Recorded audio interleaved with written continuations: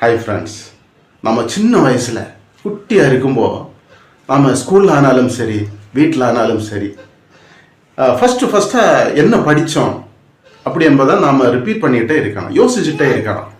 அப்போ சின்ன வயசில் நாம் ஃபஸ்ட்டாக எதை படிக்க கற்றுக்கொண்டோம்?